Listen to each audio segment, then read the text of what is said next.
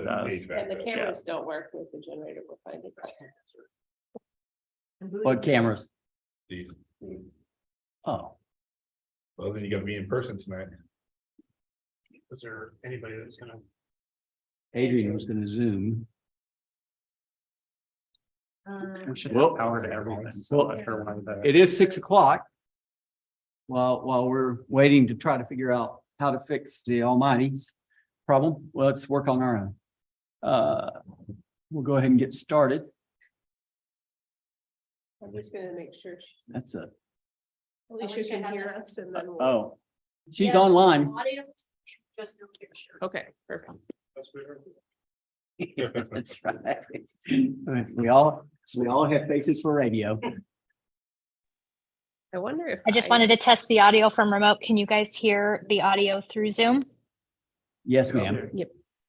Awesome. Yeah, just no picture, but we can hear you perfectly. Thank you.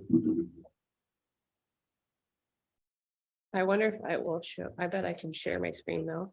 Are your guys' monitors on? Yeah, we're turning it back on. It says video loss Backwards. on a mirror image. No. Oh, there we go. Wait a minute. Oh, Okay. There you go. Well, okay. Yeah, so the cameras aren't working, but I can share through the Zoom. Okay. yes, just sending the text. I just texted. The cameras are off. It works. All right, good. Okay, well, we'll go ahead and get started. This is kind of a continuation of our last study session where we were talking about reserve spending. We kind of got through, some planned projects. I'll just briefly summarize. We got through the planned projects, which were the Fifth Avenue extension, the Battleground Police Department HVAC system upgrade, 20th Avenue sidewalk, and the senior center remodel that came in at about 3.7 million. We talked about some potential property purchases.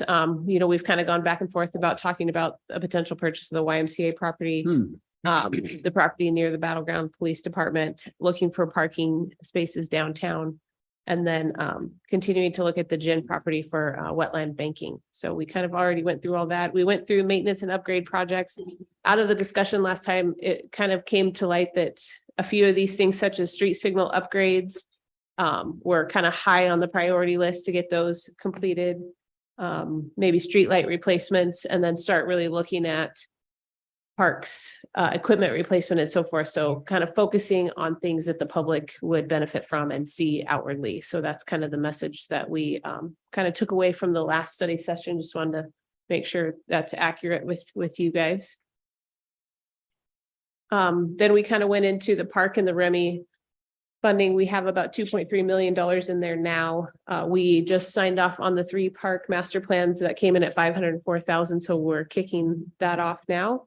And then we talked about, just keeping an eye out for some property for acquisition for parks for a larger kind of Kiwanis style park, maybe in the northeast section of town, as well as the southeast section of town. And we don't have those, we don't have those identified, but it would be just areas that we would continue to look at as property turns hands. Southeast or southwest? Southeast. Because we figure we have a lot of. Would Kiwanis Park be considered southeast? Yeah, I guess it's further south. Because we don't have anything in southwest. Yeah, or southwest, yeah. Remy would be the closest to southwest, yeah. And then as we get through that master planning process, we'll start looking at park equipment replacement and kind of location for a sports complex and additional sports courts. So that we'll kind of get a better idea once we get through the master planning on location for those, and then we can start working on funding and design and construction for those. Really, the last slide that we didn't get to was REIT 1 and 2. We currently have about $6.4 million in there. We are working on the update of the operations master plan. And so it was kind of staff's recommendation that we use that REIT funding to build out the operations plan. We're estimating, we don't know yet until we get that plan completed, which Mark, they're currently working on that now. So when that's done, we'll have a better idea of estimate, but we kind of left it high at that $10 million mark. Who's working on the plan, us or a consultant? Consultant. And what's that costing us?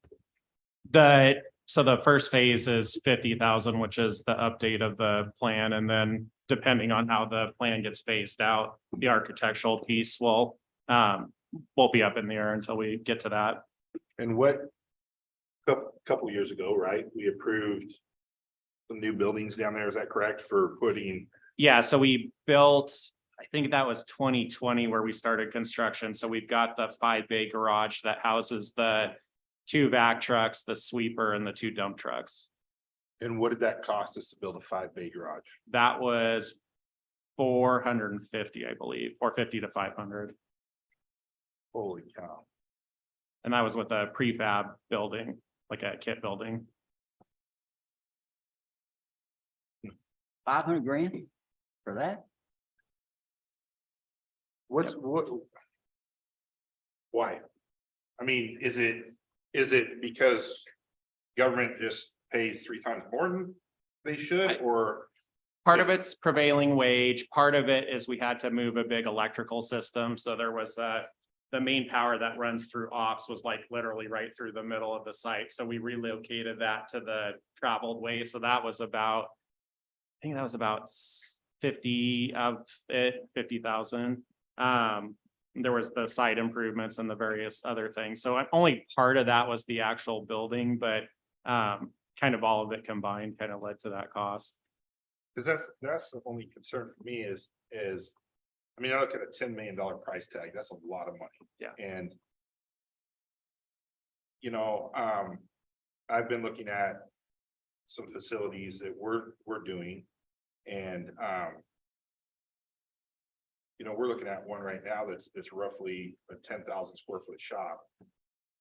And it's right at 100. And I'm sitting here wondering how we can build 5 bays for 500,000. And I mean, I get we over-engineer everything we do, right? But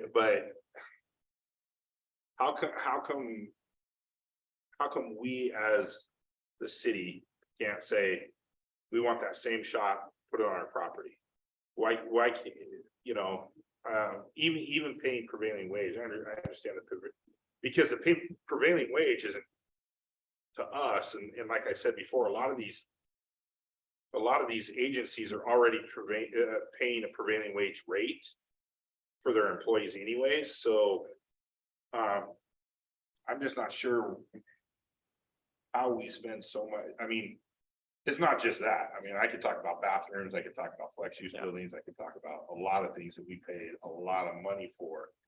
And the value looks like we should have paid 20,000 or 60,000. Yeah, and I mean, that's what we tried with this one, because we went with the kit building, which we thought would be cheaper. And I mean, clearly, I think it was cheaper than, you know, a concrete tilt up or, you know, stick frame, anything else we could have done, but costs were still significant. So is it your hope just to, with this, and I understand the plans being planned, that we just scrub everything that's down there except for this new building and we start over? No, some stuff will stay. So the administration building will still be there. The flex use building will still be there.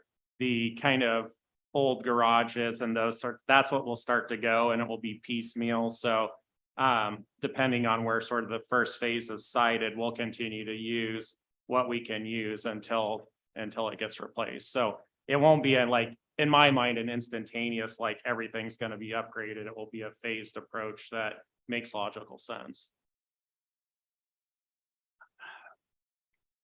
10 million. That's an incredible number. How big's the site? Site's 20 acres. 20 acres. And you're not taking out the main building, you're just going to update and upgrade the little ranch looking building. Yeah, that's kind of where it will be, but all those kind of garages or whatever you want to call them that are past their prime will get integrated into one building. And that to me, again, we're going through the planning, but it's sort of be the first phase. And then ultimately we have to talk about, do we want a place to store all of the vehicles or just what we have now, which is the expensive vehicles. And then ultimately, you know, we're using the flex building as a shop, but at some point that will be outgrown. So how do we do that?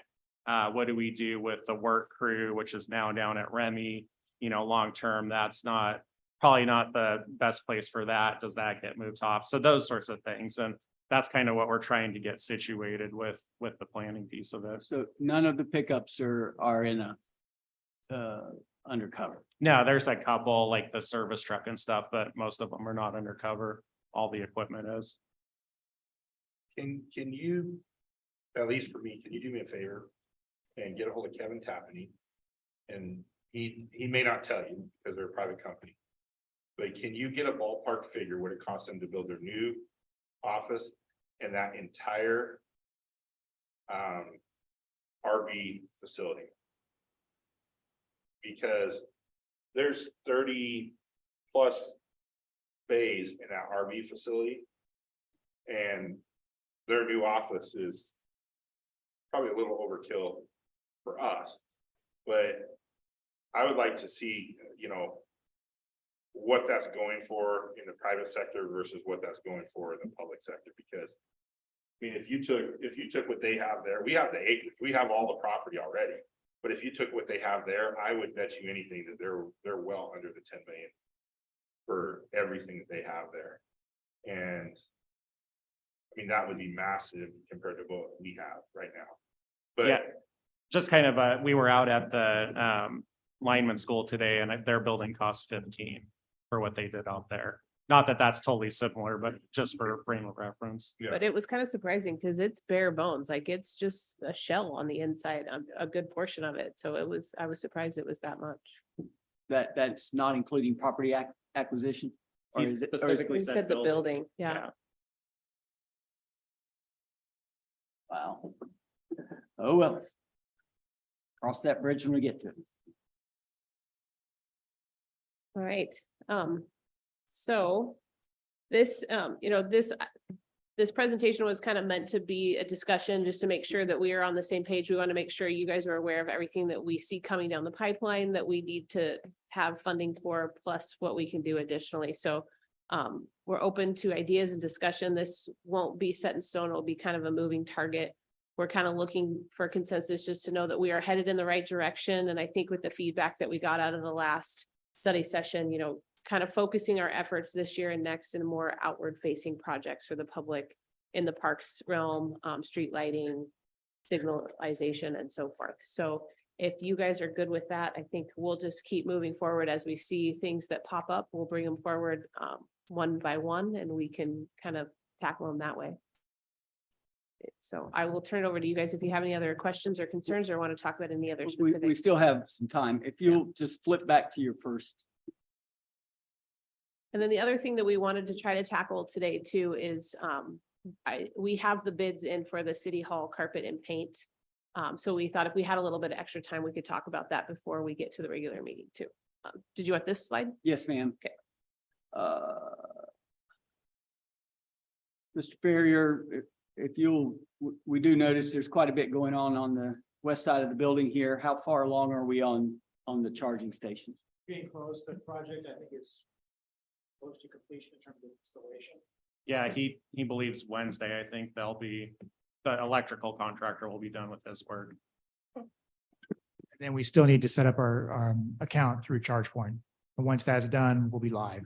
Okay, so it's all the mechanical stuff, electrical stuff will be installed and done.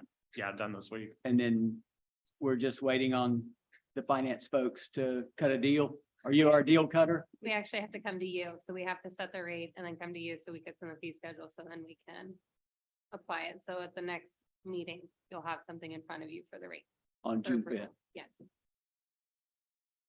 And then at that point, you see it working then the middle of June.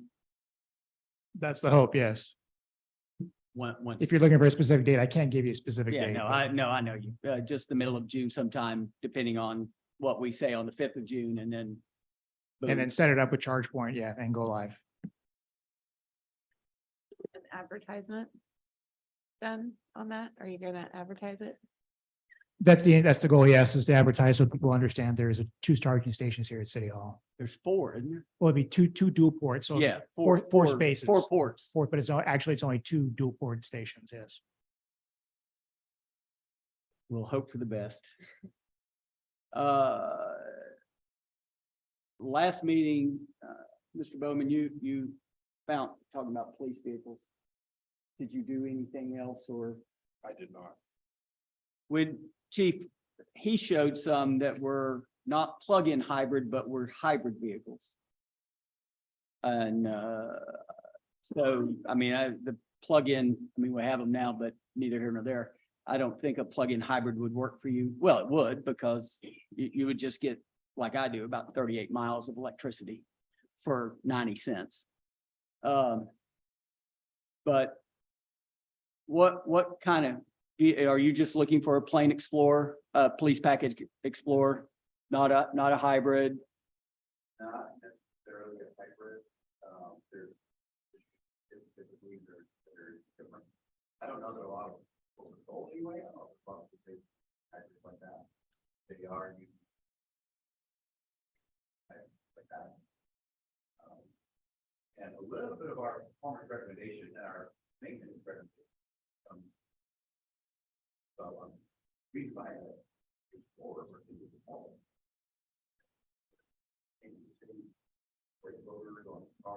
Yeah, the oil filter's the same, that kind of thing. But hybrid now, I would say I would like to first about it or. City of East, when they actually just bought the Ford Lightning pickup. That's completely electric. Completely electric. I think if there's a way to, I know there's a difference between electric and hybrid. That, you know, I don't know that I would worry as much about the hybrid side of it if it has some type of, I mean, everyone's making them. Jeep came out with the hybrid and it gets 20 miles. So, I mean, it just checks the box, right? And that it's a hybrid. But I think we should, going back to the last meeting, I think we should be looking all over the country. It does not take that much to ship one of these in. But I don't feel that we should be replacing 7 of them. I think we should be doing what we've always done and do a couple a year. So that it stays on that cycle that just every year you're gonna put 2 new police cars out there, get rid of 2 old ones. I do like the fact that we're on the same package, but give Ford 2 more years and they'll change it just enough that you can't use anything in it and we'll have to, you know. Smart on their part. If the city were able to scour the country and find 2, would we buy 2 this year? We could, Is it in the cards? we've bought 2 admin vehicles already this year and we have an order. We're waiting on the Ford Interceptor right now. So we've purchased a new one that will be a fully outfitted patrol car already, but we can continue looking. We've spent our R&R for this year. At this point. We bought the parking vehicle. Is that a cop vehicle? We bought that. We had actually put a line item in the budget for that because of the new position. So that was a separate line item. And then out of the R&R fund for police, we've purchased 2 admin vehicles and 1 patrol vehicle so far. This year. We're waiting on the patrol vehicle to be here. I'm guessing it's, who knows, but. That went off the state bid, right? Yeah. Yeah. And so. I mean, that's my issue, right? And Megan, this is probably more for you. If we have the state bid, the reason we go off the state bid is then we don't have to go get bids. Correct? No, actually, it's the price. It comes down to how much it costs because of our purchasing policies. Since we're over 20,000 population, we set our own purchasing policies. So our threshold is higher than it used to be Yeah. several years ago. So technically, we don't have to go out for a bid until 100,000 for purchased items. However, the bid has been good enough to continue to go to that bid. But the vehicles that she's talking about, the majority of them did not come off the state bid. The only one that came off was the 1 Interceptor that they purchased and ordered in December, I believe it was. Right. The other 2 admins you're talking about, they're used, they're 2020 models or 20. Something, I think. Sedans or SUVs? They're Explorers, and we picked them up from local, one from Longview, one from Vancouver. So then why, I mean, I guess if we don't have to stay on the state site and. I mean, if it was me and I've only waited for one vehicle ever. You know, when I need a vehicle, I'm gonna go get a vehicle, and that's why I have a whole bunch of different colored cars, right? But if we need a vehicle to replace, why don't we just get on Google and find that vehicle today that's sitting on a lot somewhere and get it here instead of waiting for, you know, Columbia Ford to get their allotment of police interceptors? Why don't we simply just bring one in from somewhere else? Because we know what the price is. And, you know, most of the time we can tell them that's what we can get it for. Can you guys match that? And even if it's a $500 more, it's in service. We're using it. We're not waiting. I mean, if we don't know now when we're getting it, we're already in May, 5 months in. Almost mid-May, so we're 5 months in, we won't have that vehicle probably ready, badged, everything on it till August. So we're 8 months in when we might have been able to get that vehicle sitting on a lot with a 2023 somewhere else, and it would have been here already. I think we just haven't looked outside of the state much. I mean, really. And for we, that, But we've done that for when we have a need, like these two admins. I mean, we had a significant need, so we started doing the shopping. With the brand new ones, we just can't beat at this point. We haven't been able to find anything that beats the price. And so that's why we've stuck with that. We've tried to keep it on a rotating basis every year. So, but we're not opposed to continuing to look outside of the state list. It's just hard to beat that price. I get a clarifying question on this money and with the overhires. Is the current R&R velocity correct? In other words, do we need, so this is about bringing the R&R into congruence with the current force.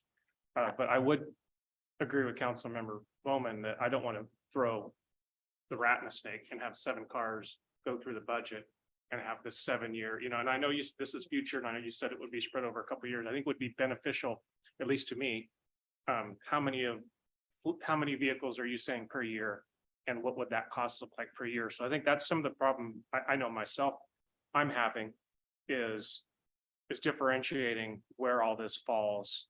And as far as annual budgets. If you were just asking me 500,000, we need this for police vehicles for whichever use that administration believes we need, then I'm fine with that, but I don't necessarily, again, want 500,000 June 1st. Yeah, So- no, and I think our thought with this is of throwing 500,000 additional towards the fleet outside of the R&R, spread out over 2 to 3 years so that we're not purchasing them all in the same year. And then we'll have our R&R funds to do our regular purchases, and that within the next 5 years would basically roll that police fleet over the way we've looked at the plan. We're gonna have to increase the R&R a little bit just because the price of vehicles has gone up to be able to get 2 vehicles out of that a year. So long-term, this would be kind of a drop in the bucket for probably over the next 2 years, and then the R&R would remain the same. So it would move from $150,000 a year to 300,000 is what we were looking at 300,000 a year. for the next For 2 the years. next 2 years. Next 2 years, and then it would go back into the rotating. Turbocharging the R&R fund. Yeah. But once again, is the R&R fund gonna be capable of? I mean, the first ones we bought were 2014. So we're 9 years in. Is the R&R fund going to be capable in 2 years? Because we're gonna have other ones roll out after we do our 2-year. Are they gonna be capable of cranking out checks for 300,000 a year still? If we transfer money from the general fund, yeah. So the R&R fund, the way the police vehicles specifically work is that because we purchased all those vehicles that you're talking about for multiple years on the leases, so we did big shots, and we got into the exact problem that council's talking about, where we have a multitude of vehicles that need replacing. And so what we've done is we took that lease amount, once the lease was paid off, we took that amount, added additional funds up to the 150,000 to purchase and budget to pay for the vehicle replacement. We're still trying to get them into that rotating because we're dealing with the exact problem that you're talking about. And so the thought is that 500,000 would be spread over multiple years, so we don't get into that situation again. So we're not talking about going out and buying half the fleet and then having to have that come up. It's more, we want to turn that fleet over, get some money coming back from the vehicles that we do have when we surplus them. So then we have additional funds as well, in addition to that money that we're transferring, if that makes sense. So could we get, I think for me, and we did this a few years ago when we got the fleet report. Showing all the vehicles, showing the mileage, showing all that stuff on them. And I think we keep track of that, don't we, Mark, year to year too, so we know like 2019, it had X miles, 2020, it had X. So for me, if we could get that again, Which and Mike Wilcox and I have gone through that, and that's kind of how we made this draft plan, so we have all that pulled together. but yeah, if we can get, it's nice to be able to look at that and see. Cause I mean, police is completely different because those vehicles are all being used, you know, but I know we brought it up before with Public Works. The minute we buy a new truck, that new truck gets used a lot, and those other trucks tend to sit around more. And so, you know, being able to look at the whole picture again and see what that is, I think would be good to see again. And I think we can do that as we go into the 2024 budget. I mean, that maybe we'll have a session on that during the budget cycle, as we can take a look at that, and that could be part of what we're adding from the general fund to the R&R for 2024. And if we do find something sooner, I mean, we're happy to bring a budget amendment forward if something makes sense. But to have someone from the city, Mr. Ferrier, whomever, call over to Pocatello Ford and say, the state of Washington says that a Interceptor is 52 grand. Do you have one? We'll pay the shipping. I don't see a problem with that at all. And, or even, you know, going further out, because again, it just gets put on a truck. It got delivered on a truck. It can certainly come on a truck. And we get what we want when we need it. Moving on through, I know we talked about document management. Is that coming soon, you hope? I would hope so. We don't really have, that's kind of one of those that we need to do. It would be to put everything in one centralized location. And the price is coming down quite a bit because it's all gone cloud-based. So it is something I think that would be beneficial to do sooner than later. And would that count the court? That would grab every bit of information we have in the city? The court is on its own system through the state, and they're That's actually in the process of converting that now. That's right. Yeah. Forgot about that. Cruising on through there, that I'll go to the crack seal trailer. Have we looked to see what they are? That's the cost of a brand new one there. We haven't looked for any used ones. What we're kind of looking at is we've got it contracted out this year, so trying to do that comparison to see kind of what makes sense, you know, should we continue to do it in-house or do it with a contractor? And what does a crack seal trailer need to be manned? It's typically 4 to 6 people, depending on what kind of traffic we have. You know, if you're in a neighborhood, you can do it with a few less people. If you're a busier street, you have to have more for traffic control. And then as far as education on that, we would have one full-time person, I assume, who Yeah. understands the machine. Typically, the street lead does the actual spraying of the crack seal, and then the seasonals help with some of the stuff that's not as technical. What year did we buy the one from Sherwood? Remember? It was when we first did the first TBD. Yeah. 13 or 14. 10 years ago is what I was gonna say. And Yeah. how old do you think that trailer was at the time? It was probably about that. So I would say it was 15 to 20, or right now it's 15 to 20 years old. Okay. The issue is the burner essentially went out, and because it's old, they don't make that anymore. But we paid 20, It wasn't a lot. was it Yeah, 25? I think it was less than that. Was it? 8,000. 8,000, it sounds like. So over 10 years, we got our $8 grand out of it. Yes, we got good life out of it. still technically works, but it takes 3 hours for the, the oil to heat up. So it's just inefficient at this point. Kind of kills the idea. Yeah. Oh, boy. The next one, and then we'll move on to the carpet just to hit it there. The parks, again, we're going to talk about that this evening. The next one. And then there we are. So before, we're going to move into executive session at 20 minutes of, it's currently 18:30, 6:30. Let's spend a few minutes on the carpet. I'll let Mark tackle this one. The bids came in higher than we expected, so but there's a few reasons why we think, so I'll turn it over to Mark. Yeah, so the difference between budget and the price we got, so there's a few things that we think happened. Some of the more minor stuff is there was just additional work that was added between budgeting time and bid time, and good examples like the ceilings here. So when the paint was being looked at, it was essentially the walls, but we found that we have quite a few actually surfaces that aren't tiles or something like that that are on the ceiling. So getting all that painted at the same time. I think over on the court side and then the Sierra Suites, there's quite a bit of wallpaper that's starting to deteriorate. So getting that off the wall and painting it so all of the building matches. Are we going to be out of the wallpaper business? Yes, For the most part, I think we kept it in just a few of the storage closets yeah, that didn't like have place any. where no one. Yeah, with no one gets it, knows, but yeah. it was coming out of everything else. We chose carpet tiles instead of the rolls for everything except for the stairs. It's a little more expensive out front, but if you have areas that get damaged or you need to change, it's easy to replace because you only have to do specifically the area you're working on. And sounds like they last a bit longer. So that was some of it. The biggest issue in talking to the contractors is just the fact that this is occupied. We need to keep the, city hall running to serve customers. And so the fact we couldn't just entirely abandon the building, let them come in here and move quickly, get everything in and then move out, led them to have a very significant increase in pricing. There's just a lot of risk not knowing exactly, not being able to essentially blow through. It was very clear from it sounds like at the pre-bid meeting that was all the contractors' concern of how to do that.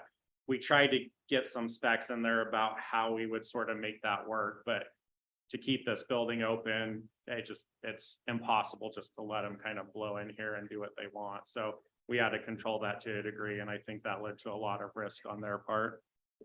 Where they've been in a lot of risk on it. And then night painting is out of the question.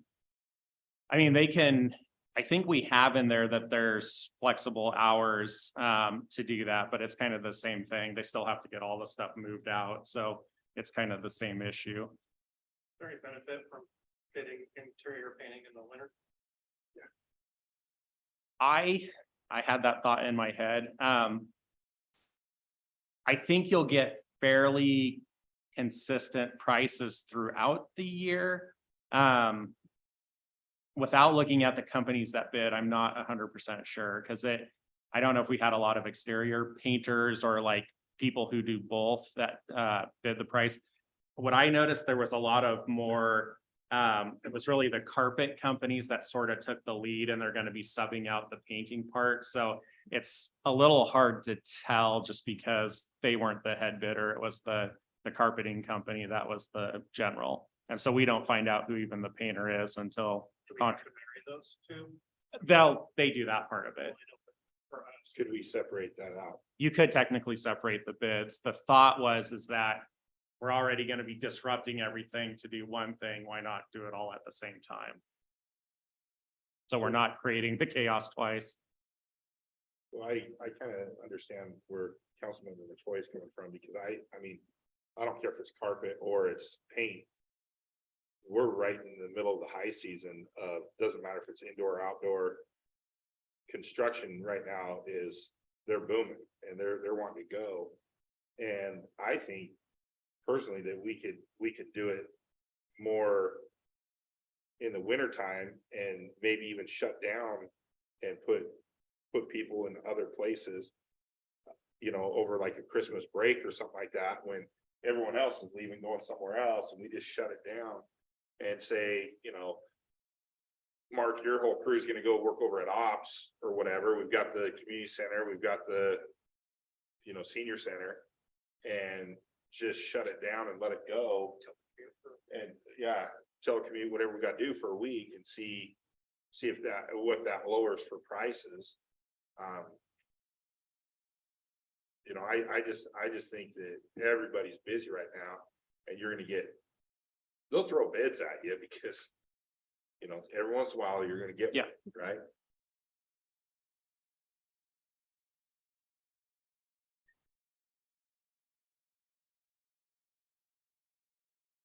So what are you asking us to do? So it's on the consent agenda this evening, so it will be in your hands when we get to the regular meeting, whether you'd like to pull it and continue to talk about it, but or not, pull it off and not pass that or accept the bid, so. Yeah, so if you accept it, we would move forward. We can reject it and then go with the winter option. Yeah, so pretty much everything's on the table. Is there? We can separate the bids. That can be an option too, to when the future, if we reject it, go in future, we could do separate, you know, so like I said, literally everything's on the table. Is there any place right now that it's, you know, a hazard or anything like that? It's just at the end of its life, that type of thing? There's a couple spots that are an issue, but I talked to Eric today and I think he can temporarily deal with them if we can't move forward. So anything to do with the contract with the leases, I guess? Didn't we have a contract that we were gonna replace it within a certain time? Or are we so many years? No, but that is one of the reasons why we bid that together, because we did just do the HVAC project last year, which was pretty disruptive to the building as a whole. And now we originally had this scheduled to be last year, but we held off because we didn't want to disrupt the building again. So we tried to combine them. So we're not displacing them any more than we have to, because we do have several tenants, but we don't have anything in a contract that says we'll replace it in X amount of time. But that we will. I don't think, we don't have anything like that in our lease. I don't No. recall. It's just that we will maintain the building. I mean, there's no timelines or anything associated with that. Thought I remembered something connected to that is why we needed to do it right away. Yeah. Well, we'll go ahead then, and it is 6:37. Pursuant to RCW 42.30.110 parentheses 1 parentheses B, the council will meet in executive session to discuss property acquisition. We will start at 20 minutes of and take 15 minutes doing it. Pretty much.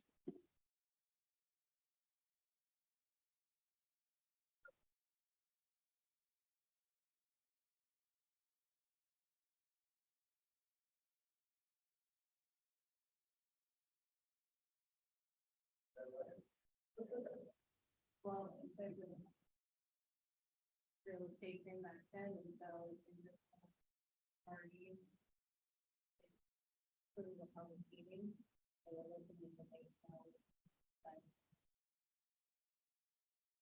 That's no action will be taken. They have to do that.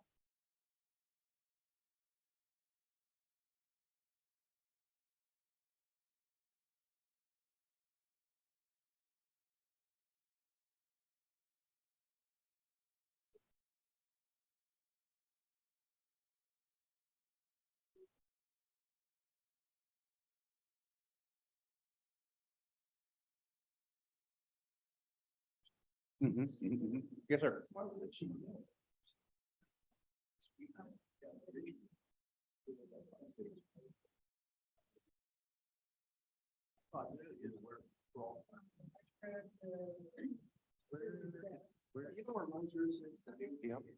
Oh, Jeff, I know where that's at. Yeah, I know where that's at. They're new. They're pretty, pretty. On Saturday? Yeah, Saturday. What's going on today? It's just a good. Might try to make it over there. We have my mother-in-law's birthday is Saturday and her one son coming in from California. So we're doing something on Yeah. Saturday.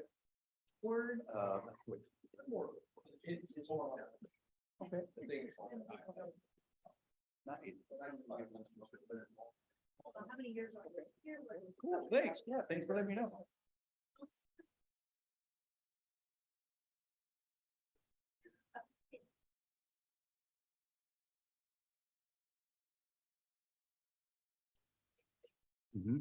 Hola.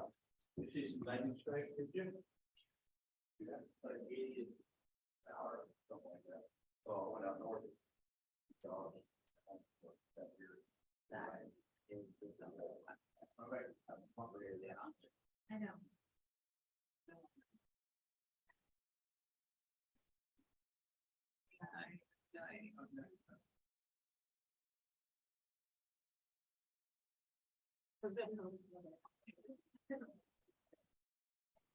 Okay, I'm sorry.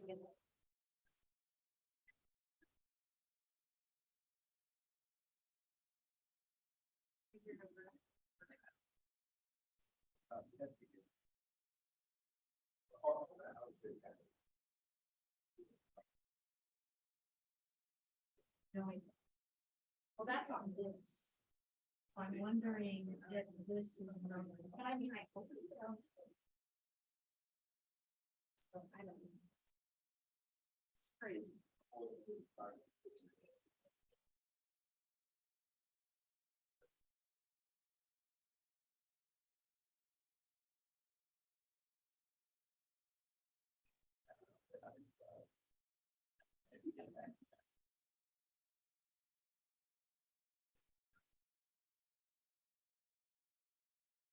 Yeah, we know.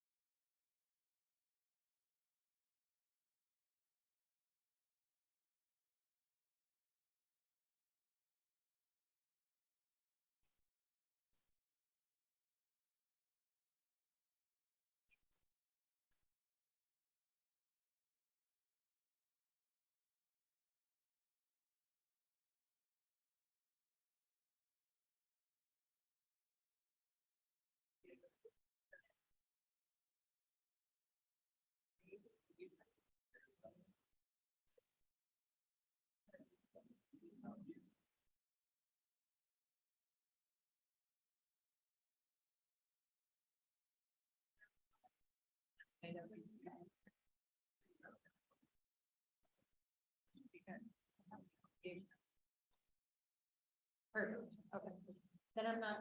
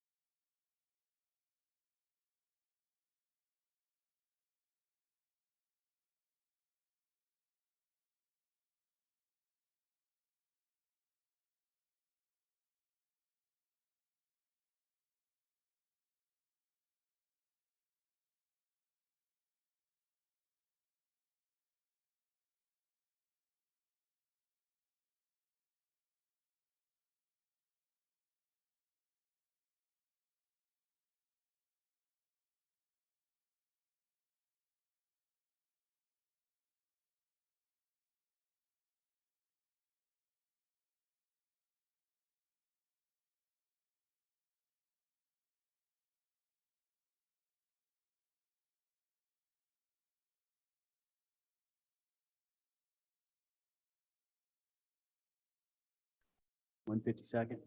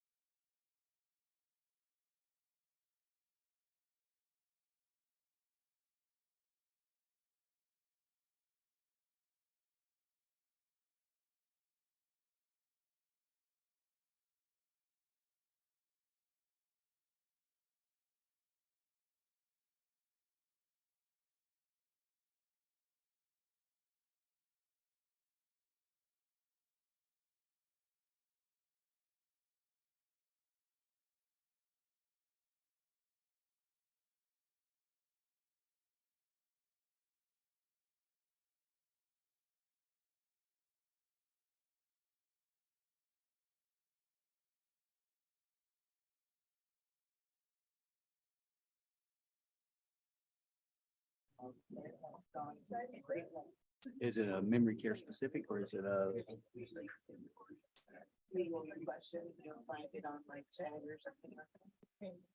Oh. Yeah, they've moved on. It is 7 o'clock. Welcome, everyone. If you will, please join us for the Pledge of Allegiance. I pledge allegiance to the flag of the United States of America and to the republic for which it stands, one nation, under God, indivisible, with liberty and justice for all. Thank you. Ms. Cameron, let's see who's here. Here. Boyd. Here. Mayor Johnson. Yes, ma'am. Rogers. Here. Councilmember Cortez. Here. Davis. Here. Let me make one quick announcement. Due to the power surge, we've lost the cameras. We do have audio on both Zoom and on YouTube.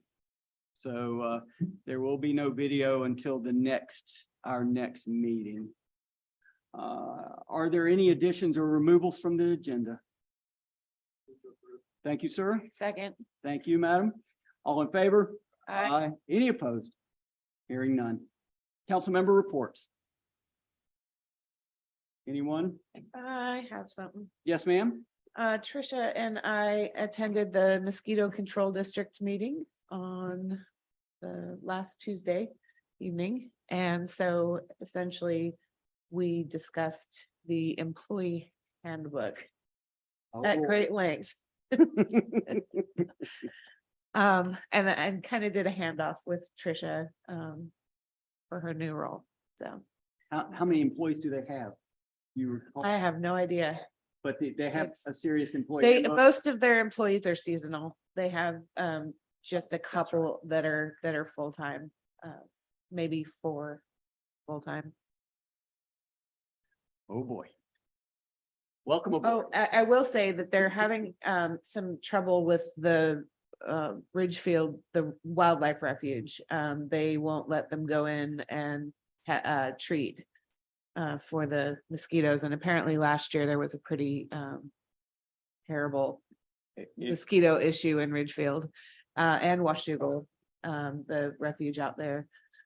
So it's kind of a federal issue that they're wanting to bring some attention to, so that they can at least do some more testing and show that there is actually a problem there. So, If you've ever been out there in the summer, it really is yeah. right around twilight, they'll eat you up. Mm, Yeah, so I can understand that.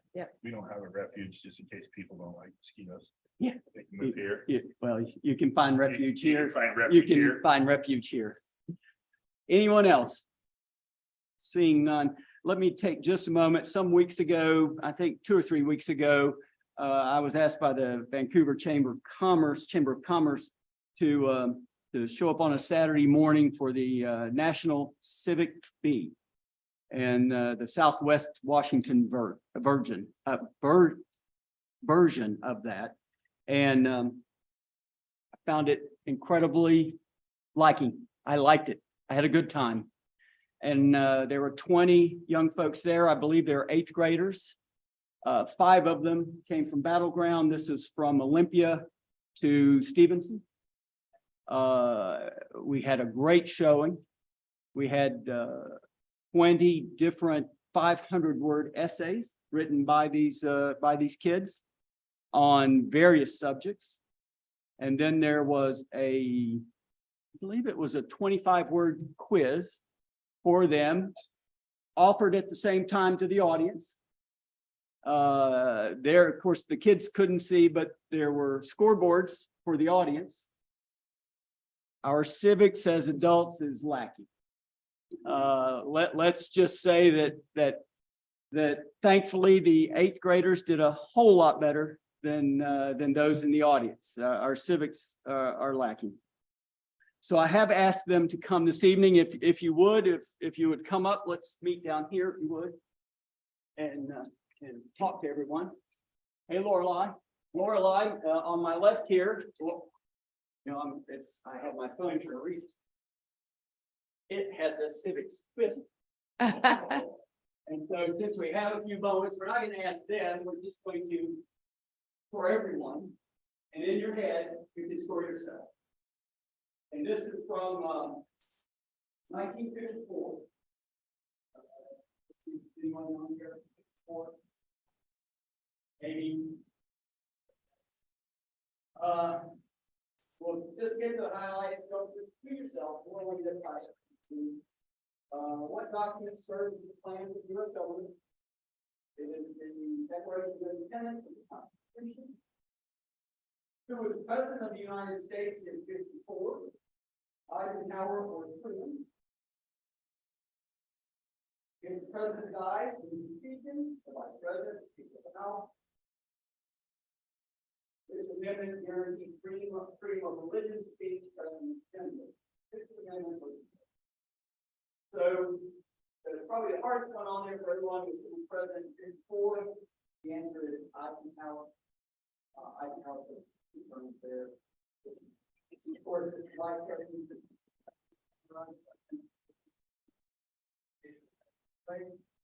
Constitution and well, let's take a few moments here to color one visual arts that go to school. Then of what's coming up. I think all of your things scattered. Are they already gone? No. On Tuesday. Thought they had said they were going to do like 10 or 15 films. So that so Ken? Two from this group are headed to state on two first. Lorelei and Hugo. Okay, so let's tell everyone your name, tell them where you go to school, and then you'll kind of roll on.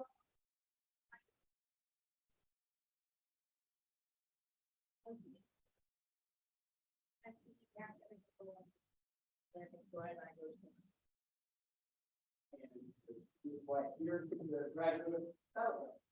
Yes, I am.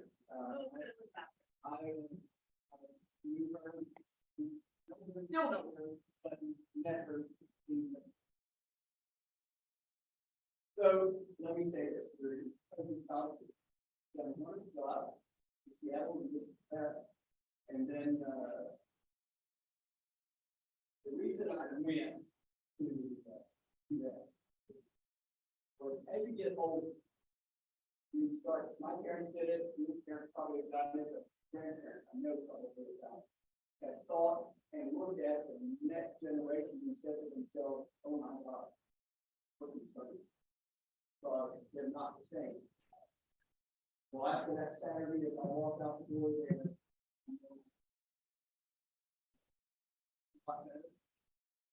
one stop and so if you take a picture with everyone if you want, and then at that point we'll let you know. Really, I think we're going to talk about water. It's probably not enough. So let's meet up here in front of the field, and then we'll stand behind you and get a quick picture, and then we'll come in. You guys stand in front, and we'll fall in behind you. You're fine. Come on, James. James, yeah. Well, we all.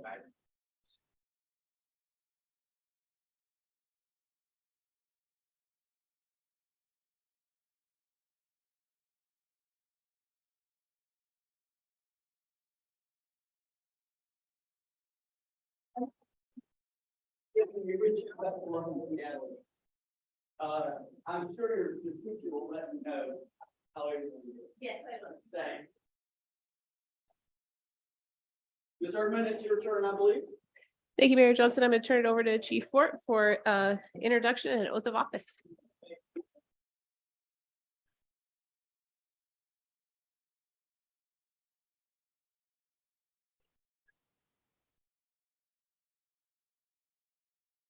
Thank you, Ms. Erdman. Ladies and gentlemen, it is my pleasure once again to introduce our newest hire at the police department. As you know, we have been recruiting and hiring quite a bit lately. We have more to come. Glenn is our latest shining star that we have. He's actually, some of you may know him or remember him. He's not exactly new to Battle Ground. He was a reserve police officer here in 1997. And then he was our CSO, code enforcement person in 2005, 2006-ish. Then he went away to the center, became a police officer there for 15 years. Was at Camas most recently for 2 years. So he brings a lot of experience. We're bringing him back home now. So we are just super thrilled to have him join us. He's been married to his wife Kelly for 11 years, and she is here today. And their 2 daughters are here, Kate and Emily. There they are. And Glenn grew up in Vancouver and moved up here from California so many years ago. He's I would say pretty much a Washingtonian now. He has a bachelor's degree from Aspen University in criminal justice. He's also a emergency vehicle operator course instructor. So he brings that certification with him. He enjoys traveling, hiking, camping, hunting, pretty much anything outdoors and spending time with his family. So we are once again, it thrills me to no end to bring a high caliber police officer like Officer Pavelko to our ranks here.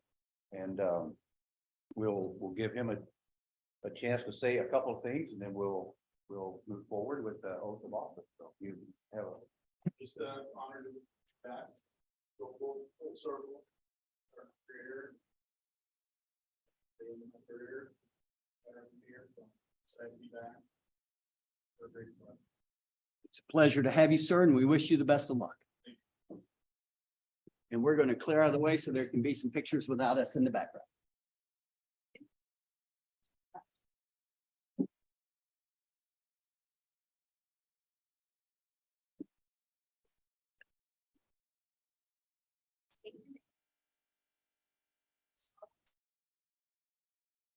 That I will support and obey.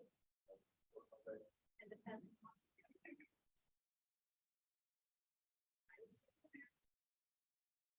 And of the state of Washington. I will abide by the law enforcement code of ethics. And will diligently. And impartially. Perform all the duties of the police officer. City of Battle Ground. County of Clark. State of Washington. As such duties are prescribed by law. Congratulations.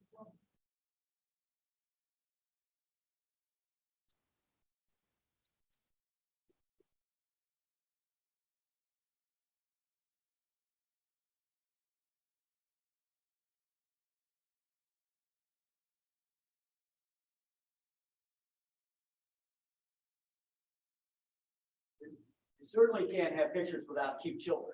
So they certainly need to come forward and let's shoot some pictures, and cute children make every picture look better.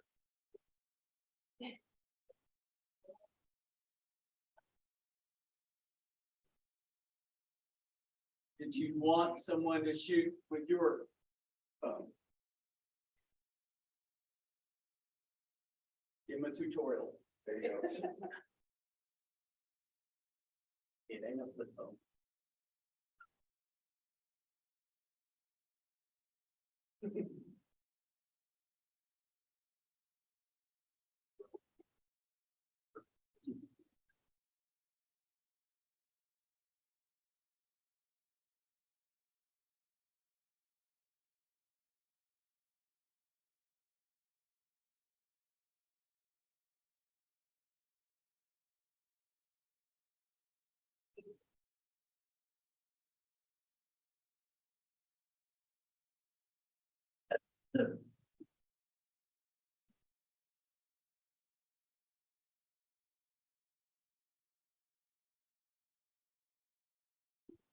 That concludes presentations for this evening. Yes, ma'am. Thank you.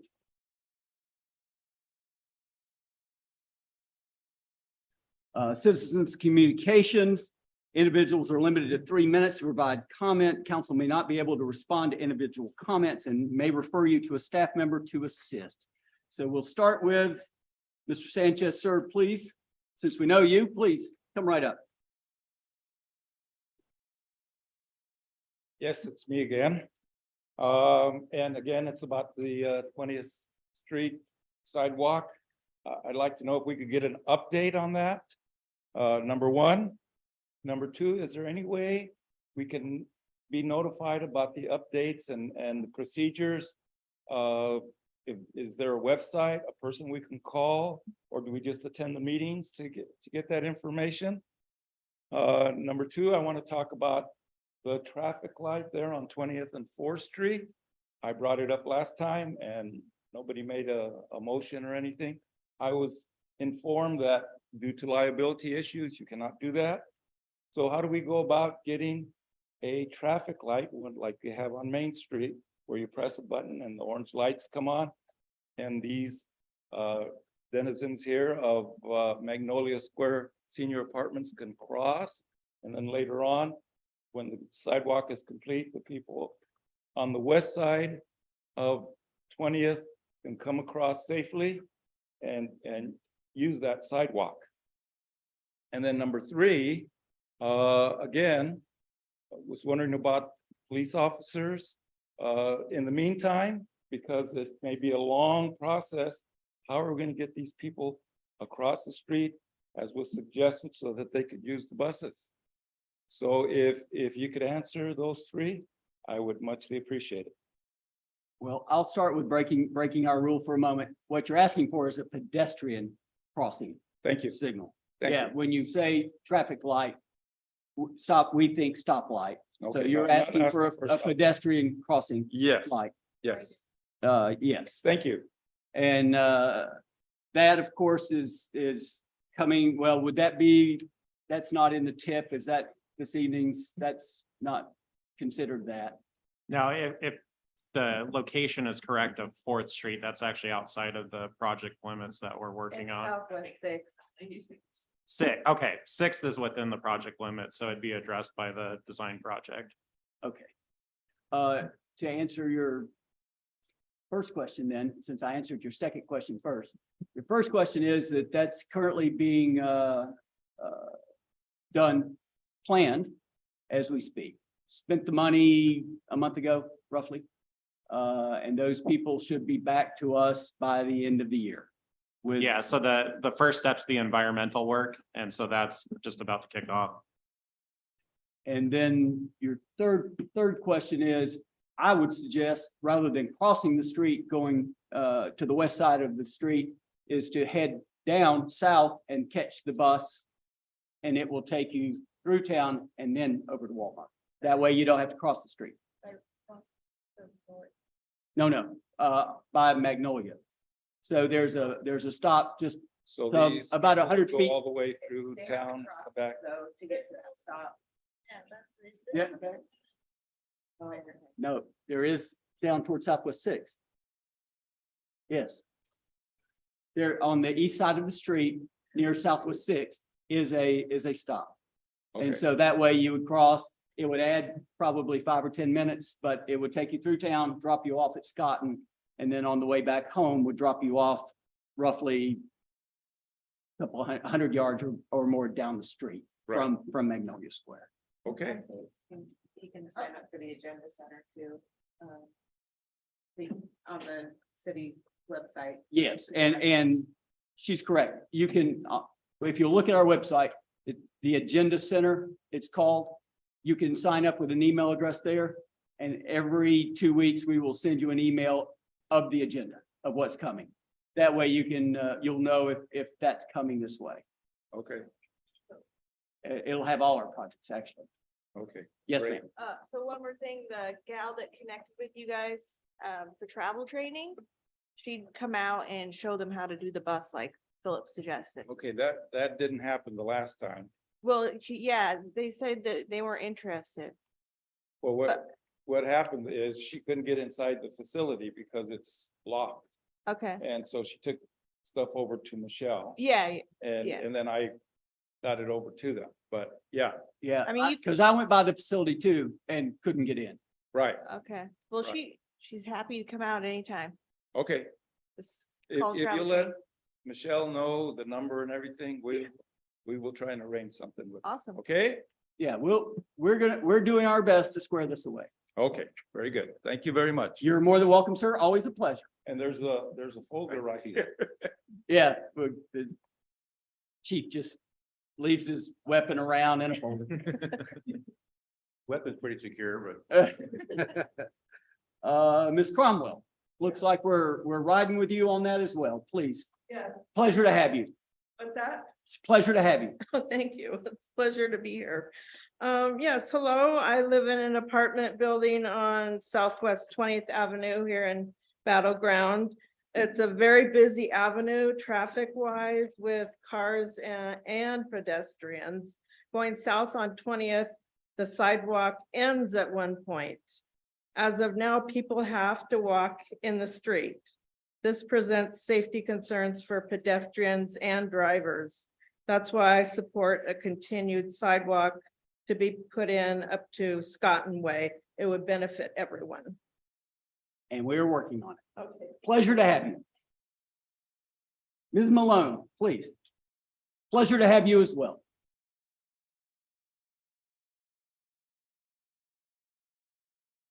Well, we're talking about sidewalks on 20th and we have a real need for them because who uses 20th?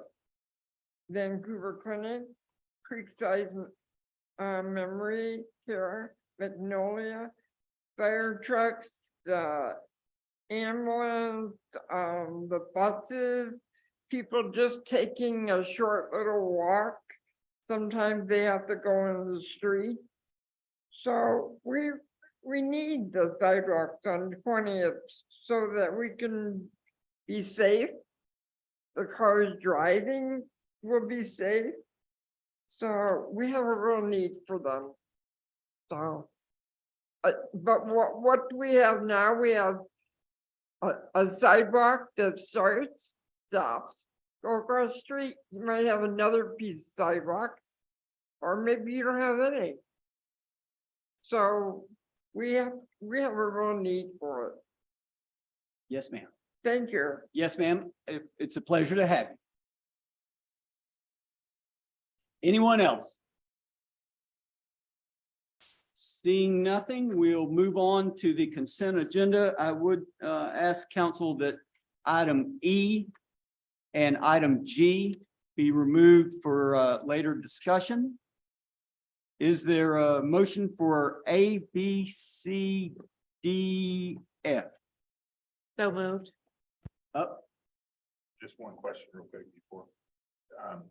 It's on on our payables that we paid out.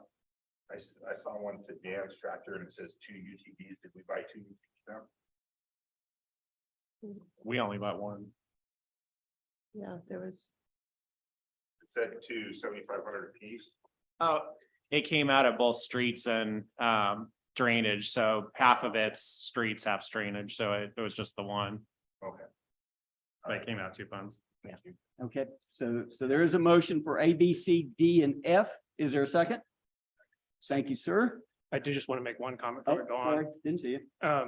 I did want to, when we see money misspent, we're quick to say something, but I wanted to give props to the engineering for the money saved on that EQ project.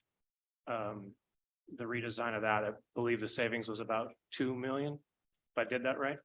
The original project was 5 and we got it down to 500,000 for the actual EQ component. So it was I just wanted 90%. to Yeah. be sure to thank you for that. How did that happen?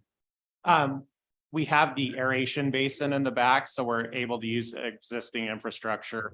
We've got to upgrade it some. That's what the 500 is for, but being able to use the existing infrastructure rather than new infrastructure saved all the money. That is good news.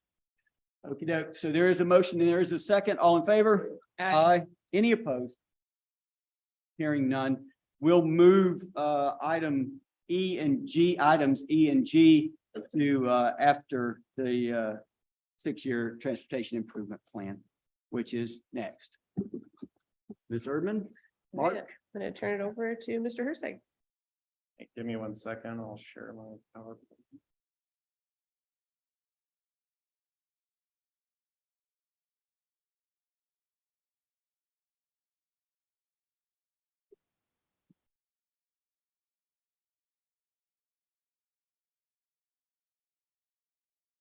All right, it's my favorite time of year where we get to talk about the next version of the TIP. So just a reminder why we do this, the state law requires that each city and county annually update their 6-year TIP program. And that needs to be done by July 1st of each year.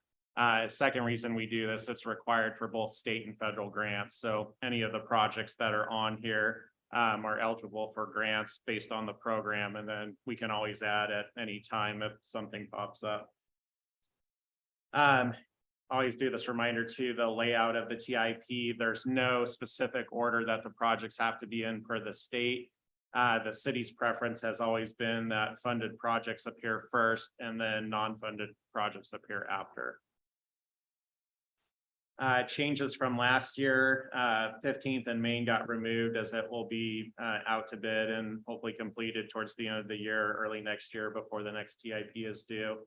And then new projects, we added the Northwest 20th Avenue, 9th Street intersection improvements, which is the compact roundabout that we received the grant for. So those are the only 2 changes.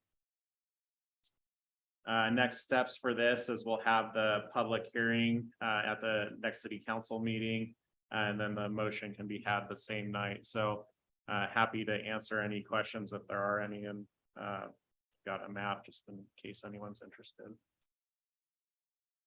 Do you have the list of the streets by name? The On- actual list? Yeah, so on one of the attachments to the staff report. You was- don't have it on a, I don't have it on my screen. what is, I'm trying to find number 1. I know they're not, but that would be the one that's funded. Oh, cool. Can't read Yeah, this. number 1 is Grace. I can't read that. Number 1 is Grace. Correct.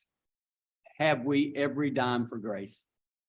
Yeah, I believe so. We've got the 2 million from RTC, 3 million from TIB, and then the 2 million from the earmark. So we've got 7 million for it. And how much of our money do you think is going to have to come? We're out? matching with concurrency mitigation funds, so which all comes from developers. So there should be little to no city money. And if there is, it'd be traffic impact fees, which is also from developers. And when do you see us starting? That's a good question. So we are working through the NEPA process because of the federal funds. We have pretty much buy off on most of the components except for the biological assessment, which goes to National Marine Fishery and Sciences. That process is taking 1 to 2 years, depending on how it goes. So that will be kind of the biggest holdup. As we wait for that, we're going to go through the right-of-way process. So hopefully within a couple of years, everything will kind of meld together and be ready to go. So I would say 2025, 2026 will be construction. Can I have the lads and lasses from the national, what are they again? It's NIMS, National Marine Fisheries and Sciences or something like And that. we're coming from Rasmussen to Maine. Correct. I'm trying to think of what body of water. It ain't the Pacific. It ain't the Atlantic. I can't think of any body of water that runs through there. Am I wrong somewhere? Now, there's no body of water that's directly on the project. The stormwater from the project does reach Wooden Creek over on the west and then ultimately Salmon Creek on the south. With their new rules, unless your stormwater 100% infiltrates, which does not happen in Battleground, you have to address this issue. If you're adding 1 square foot of new impervious surface. And it's a 2-year. And have we spoken with the Congresswoman and or the 2 senators to see if perhaps the lads and lasses at the, say it again, please, Oh, NIMS. NIMS or whatever they are, try to hurry these people along for the 4 blocks? We haven't yet. We could, Mark and I have been talking back and forth about that because we technically originally couldn't move into the right of way phase without having that process done. They have opened up a workaround so we can move into right of way. So it hasn't stopped us in our tracks yet, but we're going to keep that in our back pocket to play as we continue to move forward. For the benefit of those listening to us on YouTube and Zoom, we bought property in 2013 on Main Street with the anticipation of this. We bought property on Parkway in 2014, 15 maybe, on just the Main Street property. In 2013, it is a sad commentary on government since it's National Civics Bee Day, that it takes 13 years to run roughly 4 blocks. And that says probably all we need to know about the state and about Uncle Sam. That's sad in my estimation. Anyone else have any questions on Mark about any of these? We got the earmark though, that's settled. Is the money here? It's being funneled through WashDOT. We've gotten our first letter that it's coming through, but we haven't seen anything yet. So it'll be funneled through WashDOT as it's spent. And Yeah, so how that works is when we get to either right of way or construction, it's reimbursable. So once we sign the agreement for it, when we get to those phases, we'll get reimbursed for it. So it's officially ours, that it's just a matter of getting to the phase where we can actually spend it. And as we said in the Army, I'm from the Army and I'm here to help. And then a couple of us have gotten questions about Rasmussen. Are we any closer on some sort of deal on Rasmussen with the state? Are we going to do that this year? So Our lifetime? Yeah, we had our last TAC meeting for the 503 corridor study.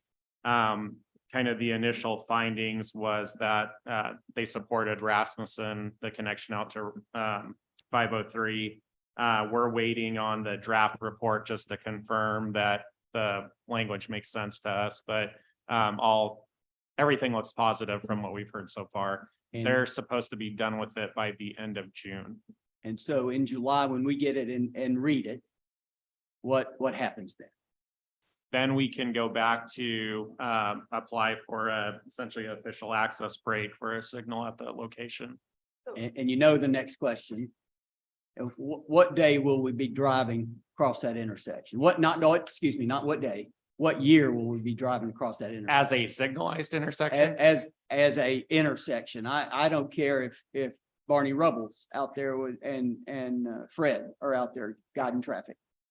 That depends wholly on the Oh, developer Lord. of the property on the south side. So it is up to them to make the decision on if and when they want to join. If they want any of that property to develop, they have to open that road as part of it. So the first building on that site would force the road to be open. So next year at the earliest, maybe. They did reach out today, so there may be movement, but I'm unsure. Correct. Yes, I just want clarification. I'm sorry. Are you saying that they are in favor of adding the intersection that was previously they were not in favor of? That's what the study indicates, yes. Really? That's This is the state, not the developer. right. It was the Okay. state that was refusing to allow the signal and we Yes. need it. So, okay. Yeah, That's again, great news. we haven't seen the draft report yet, so we want to confirm the way it's written, but in the TAC meeting, it was supported the signal. So we'll make a note on the second meeting in July that we'll get your cliff notes on reading that and, make sure. And I only hope that it's to our liking, because God knows how long it would take if we had to send it back. Well, and while we're at it, how about a quick update on the 502, 503? So actually it's going really good, on schedule as of this point. They've got the stormwater pretty much complete on the southeast corner, so everything but that storm pond there. They've got the first 2 of the 4 signal bases poured. And then they're working on some subgrade on the southwest corner. So at this point, they're right on schedule. There wasn't a Facebook posting this past Friday. Is that an every Friday thing, or is that whenever there's a change kind of thing? Yeah, they've been meeting on Wednesdays. So if there's changes coming, she's trying to get those out, but if nothing's changing, then we wouldn't see anything. Yeah, it's the same carryover from this last week, so nothing really changed. And I would mention, I mentioned to Mr. Ferrier and Ms. Erdman, they took down the merge sign. You and I know that the lane ends there as you're going north. If you're from Lake Oswego and happen to be going up somewhere north of us, you may not know that. I don't know if that's our, The one that's north of the intersection. the one north of the intersection that says, merge left. They can put it temporary. It's laid up there. They threw it on the side of the trail. So, just as a, Yeah, I can. yeah, I know. Yeah, it is self-explanatory, but you might just give a little warning. Anyone else, anything else on here? Is there any other federal or state money coming for any other project that you can think of that we've applied for? I know we're working on Eaton, but I haven't heard anything. Oh, We there have is, the- there is. The $1 billion for the pathway as part of the Eaton project. So, and then we've put in at the federal level too, but we haven't heard anything in regards to that.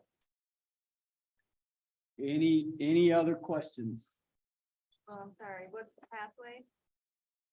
for Yeah, Eaton? what does that mean? So we separated out the sidewalks and the bike lanes and asked for a capital budget request at the state level. So it doesn't cover any of the transportation piece, but it covers the sidewalk and bikeway.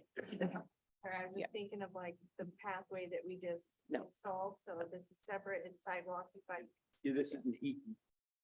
Yeah, But I'm just saying that pathway is the word, and think of Oh, like a gotcha. walking path. Yeah. Gotcha. Instead of a sidewalk, sorry. Need clarification. non-motorized. Okay, thank you. Non-motor. Any other questions? Thank you, Mark. Moving on to E and G out of the consent agenda. We'll start with E, the bid award to J.A. Morris Construction for City Hall carpet and paint. Discussion on that. Is there anyone? Yes, sir. I would like us to bring this back in the maybe early fall to be done in the winter time. And see if there can be some savings to possibly look at some off area places for our staff to go for maybe a 2-week period of time there for them to come in and do it, and maybe separate that out too and see if that. So separate paint and carpet. Okay. separate, paint, carpet, and So, it's- You're asking to reject this bid? Yeah, I would like to reject the bid and Oh. go back out. Okay, yes, ma'am. So I just have a question. Is it more difficult to have the two different bids and then them happen to coordinate to work at the same time? Are they gonna be able to be in each other's space? Or we're gonna have to do it separate anyways? So if you bid it together, then the general contractor is responsible for that coordination. There's nothing that says it has to be done that way. We're, able to coordinate it. It can be one of those things where maybe you have, you give X amount of time to the one contractor and then have the second contractor follow up. you can write it in such a way. So it really is just staff to coordinate it more. It doesn't, you know, it's easier for staff if it's joined together, but I don't think it creates like a gigantic issue for us. We just have to figure out the best way to organize all that. Okay, I was just thinking about if they, since we want to have it on a short timeline, that may be difficult, but if you're saying it's possible, then sure. Yeah, I don't know what it will do to price. I honestly don't know, but yeah, it's just a little more coordination on staff's part to do it separately. Yes, ma'am. How long do we have to respond to the bid? It can vary. It can be anywhere from 20 to 45. I don't know what we had in these specs. But this. I would have to check. I'm not sure. Can we just do some investigation to find out if we can have cost savings if we do it the other way? And then, because I would hate to reject the bid if it's the lowest one that comes in, if, yeah.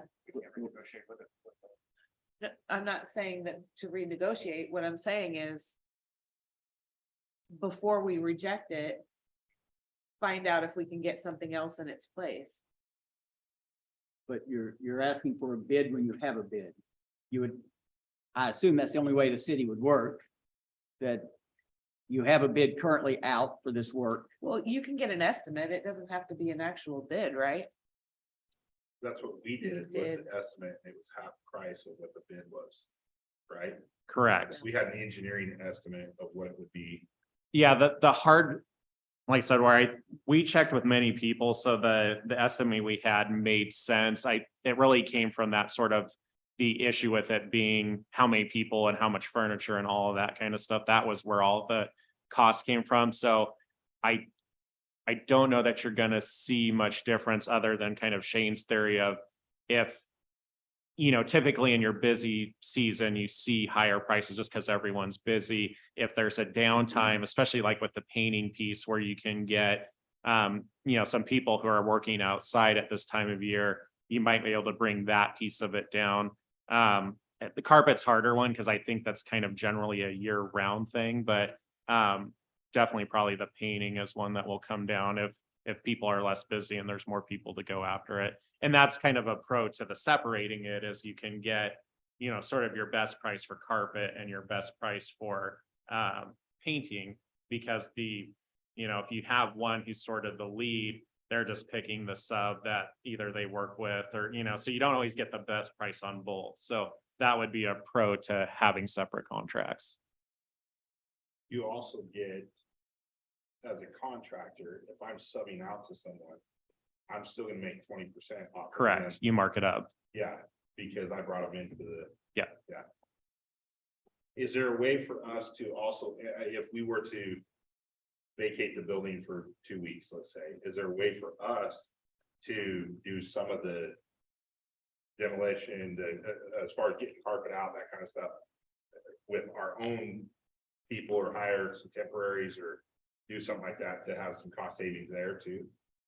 Yeah, I mean, we can talk about that. I think it would depend what time of year, because we often lose our seasonals before, you know, what we're talking about, but you know, it might give us a better opportunity to deal with the furniture. I mean, that might be one item we can help with. You know, if there's a clear break where the building's just gonna be empty for X amount of time, then that might be possible. But we'll do some if ultimately this gets rejected, we'll do some coordination on that. And we'll have to work with their leases too, because Yeah. there's gonna be some kickback over that.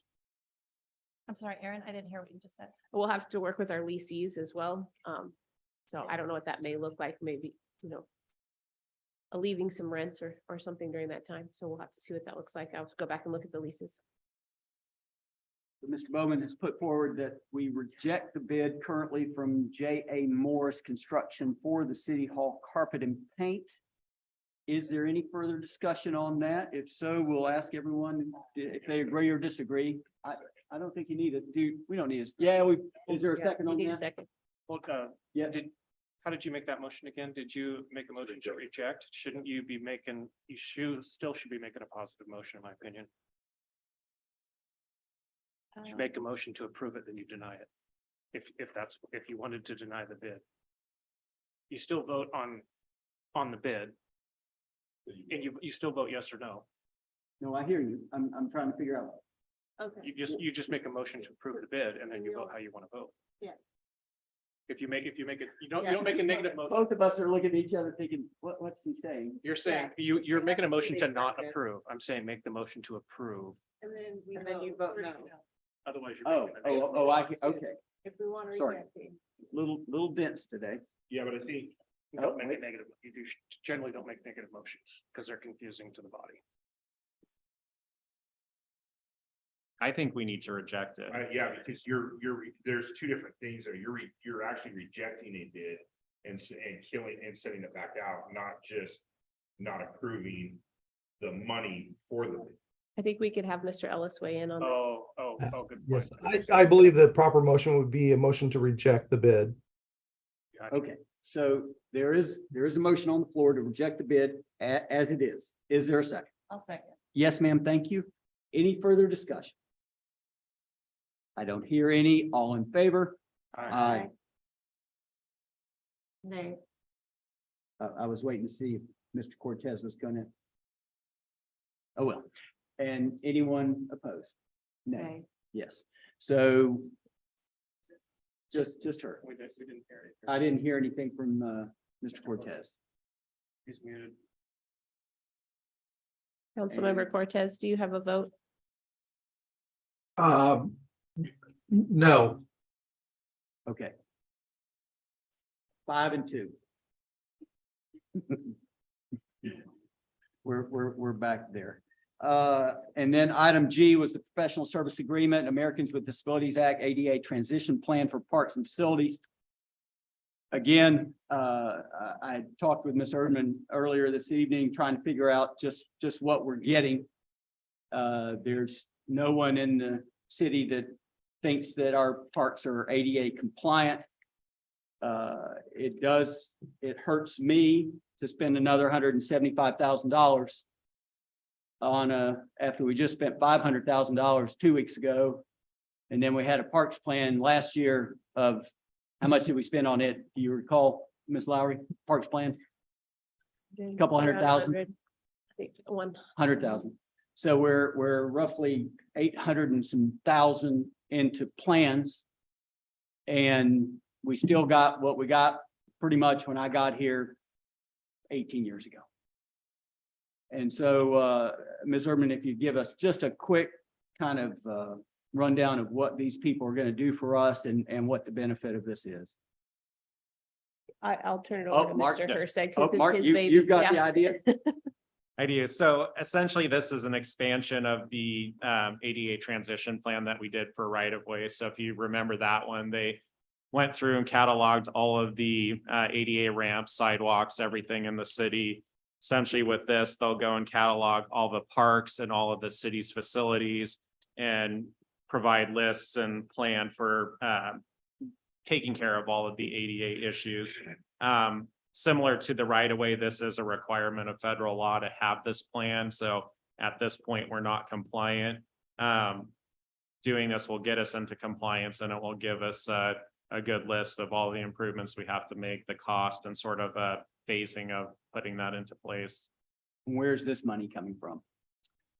This is all general, so I might have this out of order, but 100's from, I believe, parks and 75 from facilities. It's all general fund, but yeah. already I been believe that's authorized? split. Yeah, it's in the It is in budget. the budget. Any other questions? How long is this plan good for? Is there an expiration? Do we have to do this every 10 years? Is this a? No, Why every not? few years you update it, but that's just a staff thing where we'll go through and say, hey, we've completed all these projects, so you can remove them from the list. But once you have it, it doesn't change until you fix it. Until they change it. Yeah, You guys- or that. Yeah, or that. Yeah, or that. Is there a motion then to accept the professional service agreement with Americans with Disability Act's transition plan for parks and facilities? So moved. Thank you, ma'am. Second. Thank you, ma'am. Any other further questions? Hearing none, all in favor? Aye. Aye. Thank you. Any opposed? Hearing none. I believe that's 7-0. Ms. Cameron. Administrative reports. Nothing, oh, quickly, the Blake, laws, they've been working, the legislators have been working on that. They do have, a draft bill that we just got to see about 4 o'clock today. I haven't had a chance to really go through it yet, but they will be going back tomorrow in their special session to vote on that. So we should have a better idea of the Blake decisions, by tomorrow. So just a heads up there, and, that concludes administrative reports. So on the off chance, I mean, they had 100 days and didn't do it. I don't know why we think they'll do it in 30, but on the off chance, if they don't do it in 30, what's our plan? So if they don't do it, then we will come forward with our own ordinance. I've got several drafts and examples from other jurisdictions, so we'll bring that forward in June and make a decision on what path we want to take. And with that in June, 1 July is when it all falls apart. Would that be an emergency ordinance at that point? Yeah, I believe we Wouldn't need the 30 days? Yeah, I'd have to check with Mr. Ellis, but I'm assuming we could probably push that in a 5-day timeline. Okay, well, we'll see what they come up with and what Seattle wants us to have. And we'll see if we can live with King County. Council communications.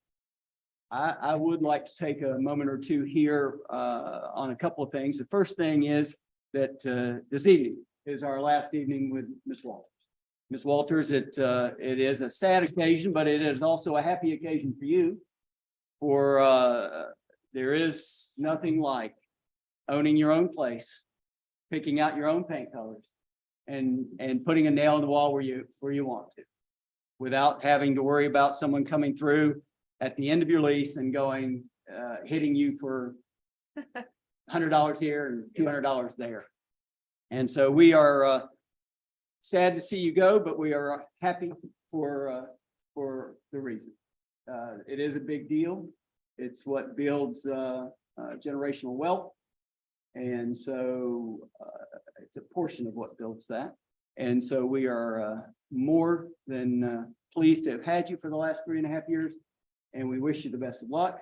And on that note, on your way out the door, we hope that you can find a spot on an office wall or something that's so that every time you see this, you'll think of us. Thank you. And so again, best of luck to you. And Thank you. It's been our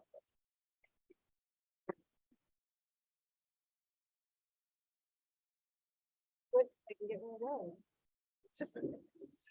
or just call the guy that makes them. Couple of things left. Ms. Walters, I see you. No, go ahead and finish. No, please. I'll finish after you, please. I have really enjoyed serving for the last 3.5 years, and I truly wish I could have stayed till the end of my term. One thing that I do want to make sure that we take care of, hopefully by the end of this year, is to have that season's greetings sign back up. Ask him, where are the polls? Where are we on the polls? So we've talked to both property owners there, sound like they're interested in it, so that shouldn't be an issue. Still working with the structural engineer to work out the couple last issues with that. I think the last remaining step is talking to CPU and making sure there's no issues.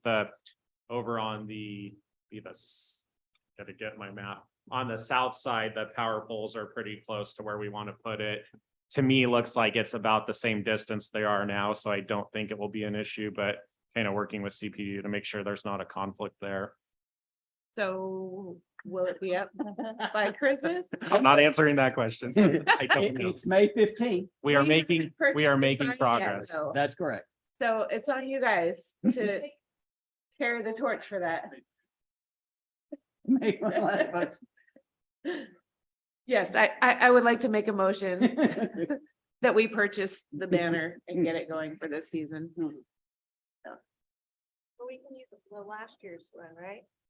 Okay, or the last, not last. Yeah, year's, the 2 previous, years ago. the previous one. I- Oh, Lord, no. Anything else? There's a motion. That is- You got a motion on the floor. There's a motion on the floor. You're making a joke. Is there a second? Sure, a second. There is a second. Is there any further discussion? So do we know what the price is right now for the sign?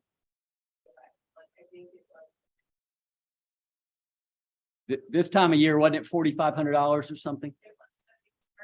Oh, 74.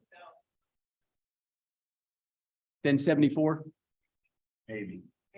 I bet you can negotiate that. It's July. Call before me. Christmas. Call me, I'll negotiate for you. Christmas in July, Christmas in July. So, 4,000. so Yeah. there, oh gosh, yes. Thank you. We'll come down to your used car a lot later. There's a motion and a second.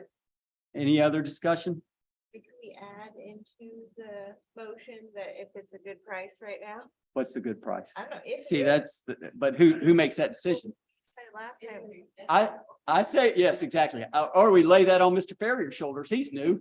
We'll let him decide if it's a good price or not. And then we'll decide if that's a good price. No, the reason we didn't do it is we weren't sure we didn't have, We were gonna get the polls. we weren't sure we were gonna get property. We were still dealing with property owners to see if we could even get it. But if you think that both of them are in agreement, now it's just, Yeah, I mean, we've talked to both of them. They're both positive about it. And we obviously have to work out the details when we get there, but that's. they were both willing to talk to us, so. Mark just saved us 4.5 million on earthquake basin. Let's spend $6,000. Ms. Walters, we'll let you pick a number. And what's the max number you would go for? What was the original? 44. Was it? 70. Okay, so 8,000 max.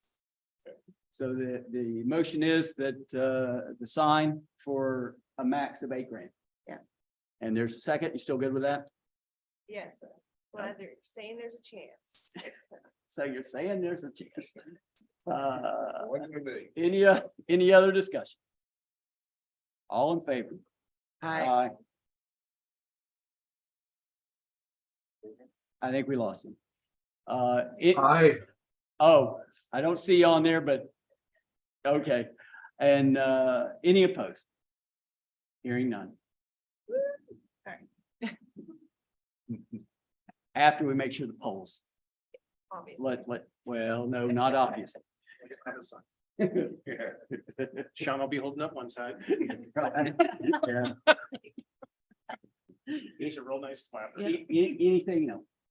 That is all I have. Thank you, Again, guys. it Thank was you, a Ed. pleasure to have you. Couple of things on my mind. Ms. Urban and I have spoken about this the last month.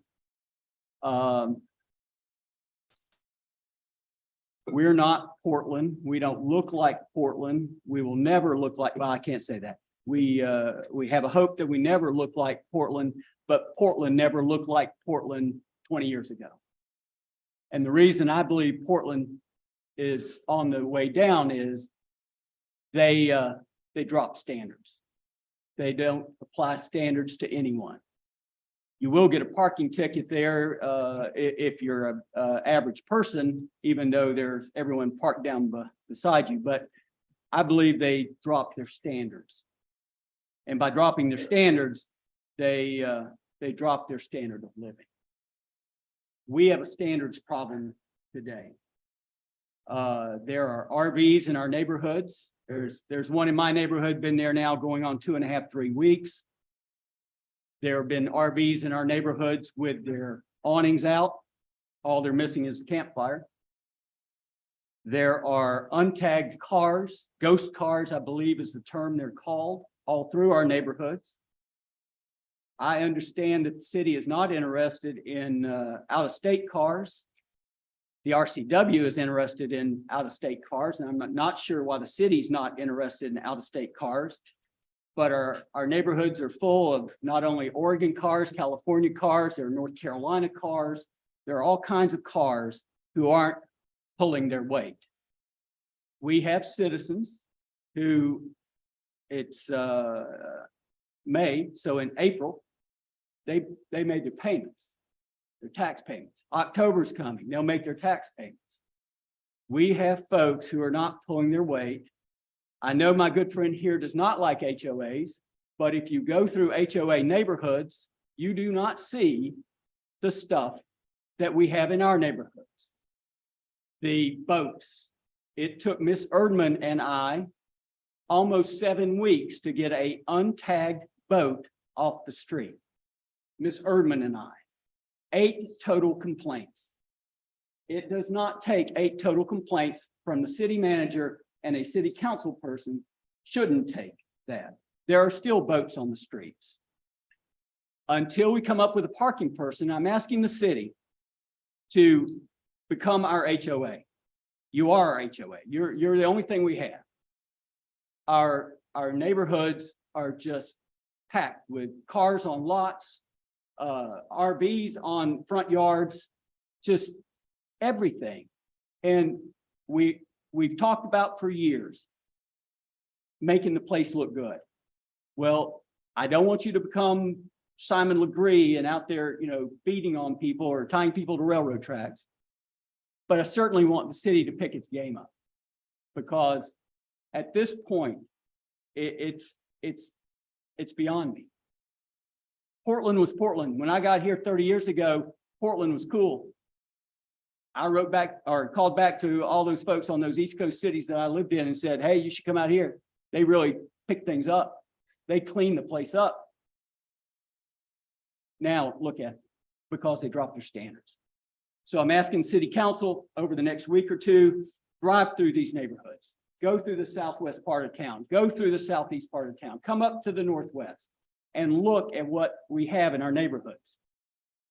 And then let's come back in June and I'm going to ask that we demand that the city pick their game up and help us out.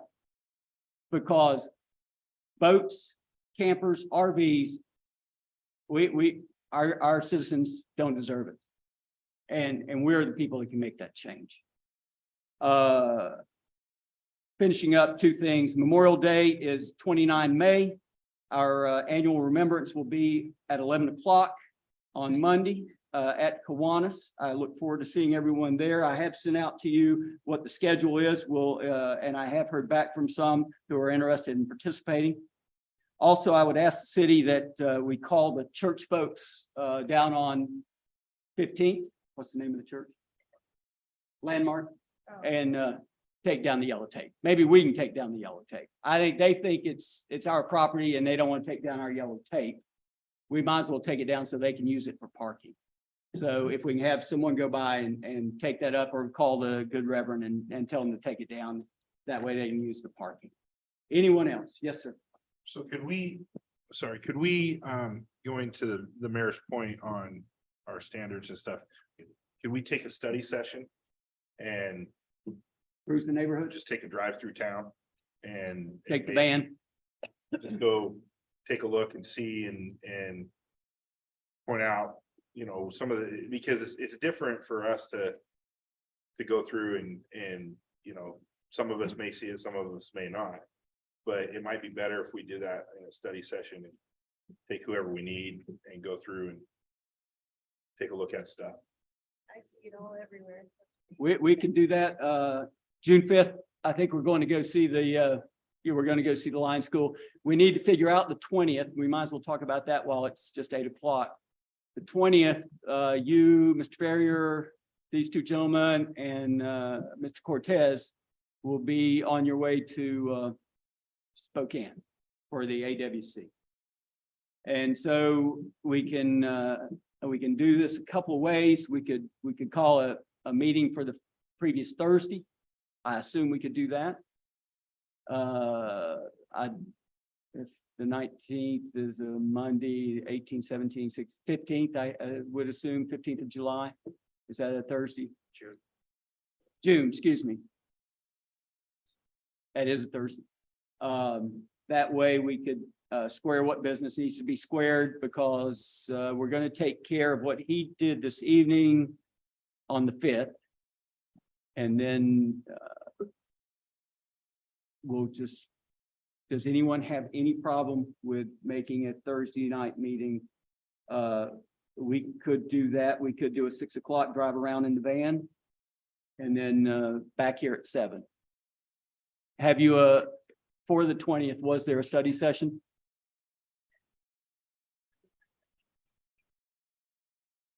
I'm sorry, Pavement ratings. pavement ratings. Oh, I thought you said payment. Hopefully our ratings are good on that.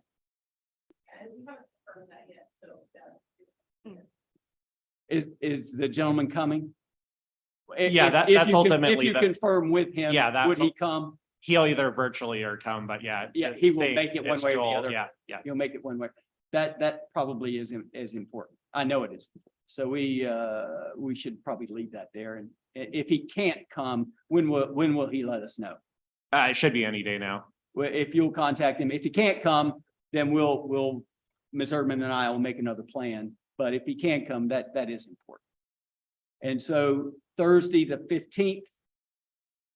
Anyone have a issue with that? For a regular council meeting, A regular council meeting, I guess. just like it would happen on Monday, the 19th. Fine with everyone?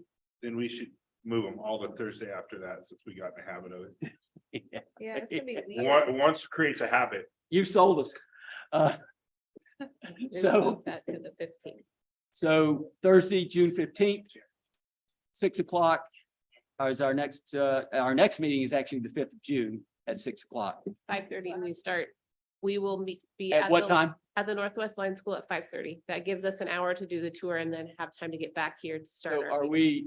are we meeting there? Yes. We're not taking the van or any, we're all just meeting there. And that is, everyone knows, at the east end of the Battleground Village. Yes. I just have one question. Can we get an update on the parking enforcement position? It was posted and closed, and have you guys started? I think there's currently 10 candidates in the pool right now that we're winnowing through. I'm not sure I'm not sure how many we're gonna limit it to eventually, but we have 10. Yeah, Well, Eventually, one more if your pleasure. But One. Are they 10 qualified candidates or? that's what we're reading through to determine that. thank you. What about the lieutenant? That's closed as well. There's 2 in the mix for that. I believe we have the That's test just in June. middle of June at some point. I don't remember the date. Okay. So the next meeting, 5 June, 5:30 at the Lyman School. We're meeting there. Yes. See you there. On the Memorial Day deal, are you gonna send out